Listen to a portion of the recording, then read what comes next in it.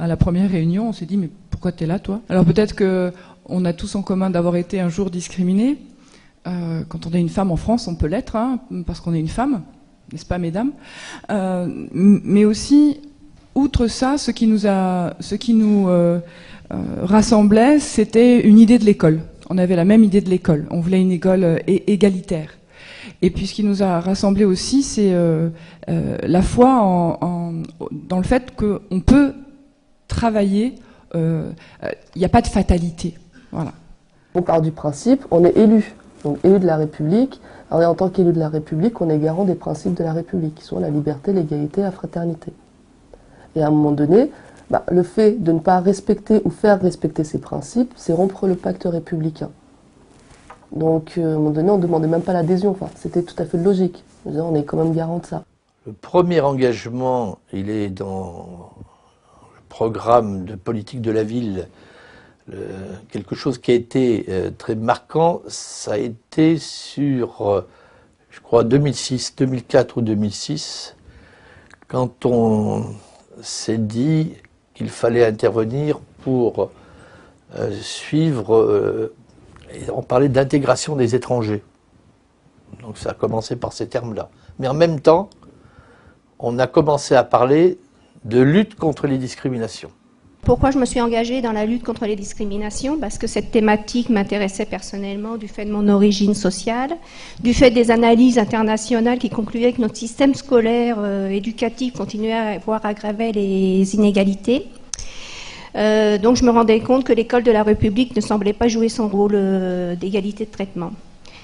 Alors, comme tout à chacun, je ne suis pas discriminante, donc je me suis dit, c'est l'institution, c'est la faute du système, les devoirs à la maison, le programme, le découpage scolaire, mais j'en oublie d'autres. Hein. Ensuite, n'ai-je pas moi-même des préjugés qui me conduiraient à dépenser à des actes discriminatoires? J'ai rejoint le groupe discrimination parce que dans le cadre de ma permanence éducative, les élèves exprimaient souvent des sentiments de discrimination. Alors avant de les balayer directement, je me suis dit il faut peut-être que je les entende, quoi. L'éducation spécialisée, bien sûr, ne discrimine pas. L'éducation nationale, bon, non plus. Et il y a un moment, j'ai rejoint ce groupe et puis du coup, ça m'a permis aussi d'amener un petit peu l'extérieur du collège, l'environnement social du collège dans cette réflexion qui avait lieu sur les discriminations, le vécu de discrimination des élèves.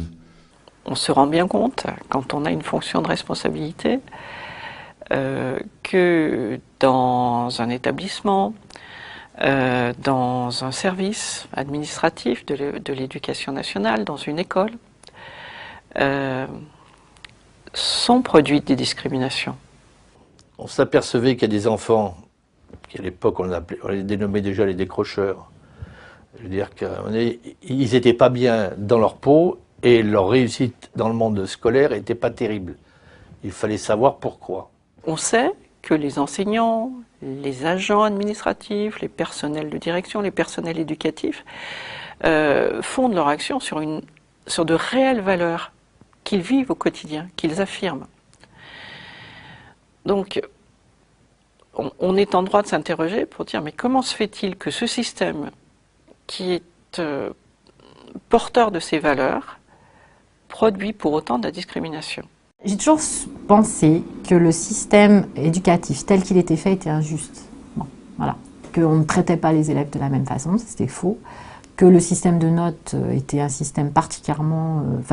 pour moi, qui n'avait pas de sens. Même si je notais, hein, c'est bon, parce que voilà, je n'avais pas d'autre solution. Mais c'était quelque chose qui vraiment, à chaque fois qu'on en discutait, ça revenait. Moi, je ne comprenais pas le sens de noter. Je trouvais que c'était... quelque chose qui était particulièrement, violent vis-à-vis de l'élève, enfin vis-à-vis des élèves, et ça depuis quasiment le début que j'ai enseigné, quoi. Donc bon voilà, donc j'étais plutôt dans des groupes où on recherchait d'autres solutions, mais sans avoir le support de l'institution, donc c'était des vœux pieux, on va dire. Même sans parler de discrimination positive, on voit bien que pour donner la même égalité des chances à tous nos élèves, il faut sans doute que le système éducatif apporte plus ou apporte autre chose à certains élèves pour qu'ils soient alors en situation d'entrer vraiment dans une démarche de développement personnel et d'acquisition d'apprentissage. On est quand même dans une situation de crise quoi, par rapport à ce que l'école devrait produire et ce qu'elle produit en réalité. Aujourd'hui, plus personne ne nie le fait qu'on produit des inégalités. Quoi. Aujourd'hui, voilà. Donc, je pense que le travail sur la discrimination, ça bat aussi dans ce sens-là. C'est aussi réformé par les pratiques. Quoi.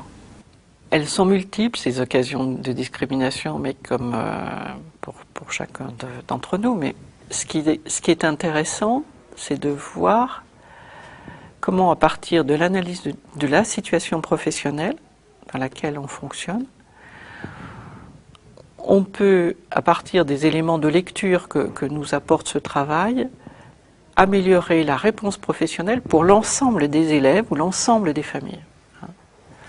Donc, je crois que, au moment où nous en sommes de l'évolution de la société, ces questionnements-là est intéressant. Vous pourriez préciser ce que vous entendez par évolution des valeurs de la société contemporaine? C'est difficile. C'est difficile parce que les valeurs, elles demeurent les mêmes. Celles qui fondent notre République, elles demeurent les mêmes.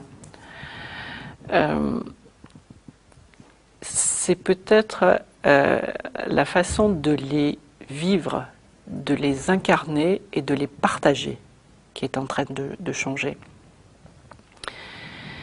Et ça, c'est une interrogation qui est difficile à poser pour les professionnels que nous sommes, mais qui, à mon avis, doit être posée. Parce que sinon, on va avoir un écart qui risque de se creuser entre une institution qui certes incarne qui porte des valeurs, mais du coup des valeurs un peu théoriques, un peu désincarnées,